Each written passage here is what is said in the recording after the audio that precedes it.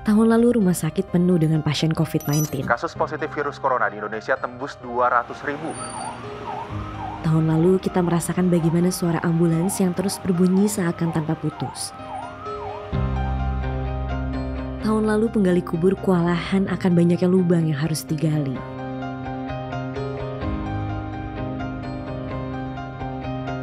Permintaan oksigen di sejumlah daerah di tanah air juga meningkat tajam. Tahun lalu kita merasakan bagaimana pasokan oksigen menjadi langka, bahkan orang rela antri dari subuh agar dapat 1 tabung oksigen.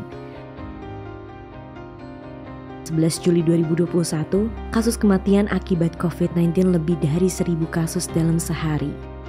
Kemudian, 15 Juli 2021, Indonesia mengalami puncak lonjakan kasus COVID-19 dengan kasus konfirmasi mencapai 56.757 pasien. Bahkan pada 27 Juli, angka kematian mencatatkan rekor tertinggi selama pandemi, yaitu menembus 2.069 dalam sehari. Kami telah mengundang beberapa sahabat kami yang mengalami kehilangan akibat COVID-19 untuk mendengar cerita mereka dalam melewati cobaan yang berat ini. Tanggal 8 Juni 2021 itu saya nyatakan positif COVID dan saya diharuskan masuk ke ICU. Tidak lama kemudian, setelah 2 hari kemudian itu orang tua saya, itu bapak masuk juga ke rumah sakit yang sama. Jadi saya itu dirawat di satu ruangan di bawah, bapak saya itu masuk di ruangan yang sama, kebetulan di ruangan yang sama dan letaknya itu di depan saya pukul 6 sore. Kita bertemu dengan ayah saya, setelah sholat isya saya tidur malam. Ya, di situ saya terakhir bertemu orang tua saya, bapak saya. Tidak lama kemudian juga pada tanggal akhir Juni itu ibu saya dinyatakan positif COVID juga dan harus dirawat di rumah sakit.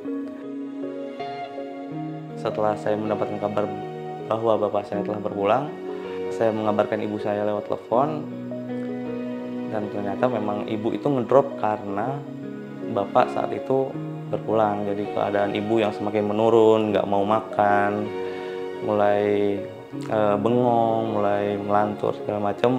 Jadi mungkin imunnya turun dan harus dibawa ke rumah sakit saat itu.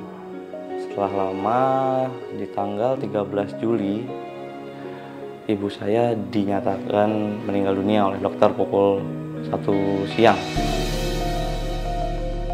Jadi bulan Mei itu 2020 pas awal-awal COVID banget kan, COVID masuk itu Februari ya, Maret. 3 bulan kemudian desas-desusnya, kita town hall di kantor gue kan. Nanti bakal ada email untuk per orang yang bakal kena gitu atau di unpaid leave. Terus udah gue kerja kan dari sore tuh, tapi perasaan udah gak enak gitu kan.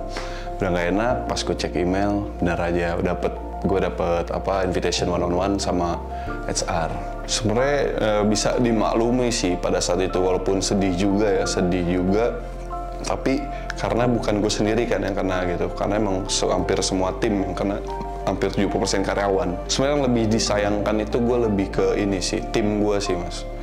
Timnya karena di sana gue ngerasa ya di sana tuh environmentnya tuh di marketing sana tuh kayak solid banget gitu. Menghadapinya tuh legowo aja sih sebenarnya. Gue legowo, tapi ya panik gitu. Gimana juga kan kondisi saat itu, emang paling gue pikirnya gini, oh gue survive-nya gimana nih gitu, apa gue dagang dari sisa tabungan gue gitu, ya di utang ada, kalau nyari kerja susah gitu. Apabila dibayangkan, pasti tidak akan terbayangkan ya kalau orang tua, orang yang paling dikasih itu hilang secara bersamaan di dalam waktu yang dekat.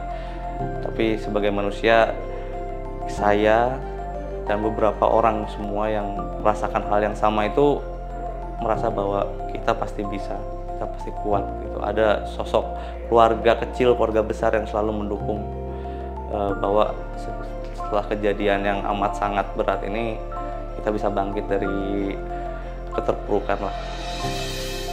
Intinya semua masalah kan udah dikasih satu paket nih sama apa solusinya. Intinya kita jadi lebih kuat, gue sih lebih sendiri jadi lebih kuat ke depannya, lebih lebih siap gitu untuk kemungkinan kedepannya dari kejadian yang learning kejadian dari yang 2020 kemarin sih.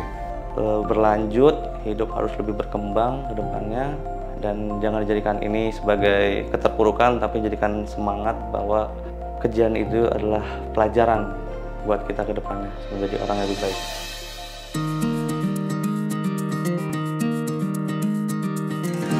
Meski cobaan yang kita hadapi tidak mudah, tetapi ternyata kita semua bisa menghadapinya. Bahkan kita kembali menjadi lebih kuat setelah melewati cobaan ini. Sedih tidak apa-apa, air mata akan jadi sumber energi untuk bangkit ke depannya. Percayalah, segala cobaan akan berubah menjadi kekuatan.